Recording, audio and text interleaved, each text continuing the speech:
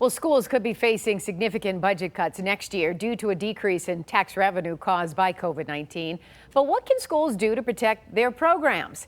7 Action News reporter Kim Russo has a look at how eliminating standardized testing could be part of the answer. School leaders are raising the question, as we deal with so many new requirements due to COVID-19, should we still have to do all of those standardized tests? No parent wants their kid to be stuck in front of a computer lab for hours and hours when they get back to school, when the kids need FaceTime with their teachers. State Senator Dana Polehanke says she is working on legislation to allow schools to skip at least some of the standardized tests they're currently required to do. She knows firsthand about standardized tests. She says in her 20 years as a teacher, she often administered them. I calculated one year that for a typical 11th grader with an AP class, they were doing maybe 31 hours of testing. Not only is there the issue of time, but there is the issue of money, as schools are being told to expect severe cuts. I can think of one test in particular, the work keys test that is administered in 11th grade.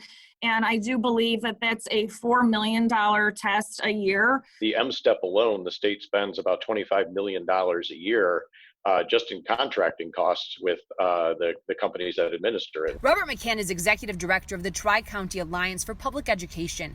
It's lobbying the state for flexibility.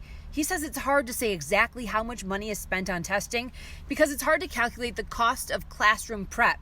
But the number is large. The benchmark assessment for the third grade reading law, the kindergarten readiness assessment tests, PSATs, things like that. It really adds up quickly, and we're talking tens, if not hundreds of millions of dollars statewide in just these tests. One issue is that the M-STEP is used to help the state qualify for federal funding. The state's education leaders have called on the federal government to change that due to COVID-19, but have been told if school is in session in person, the tests are required. State Senator Polehanke is still working on the legislation. She says she doesn't expect it to ask to get rid of all standardized testing, but to only get rid of the testing that is not extremely necessary. Kim Russell, 7 Action News. Kim, thank you.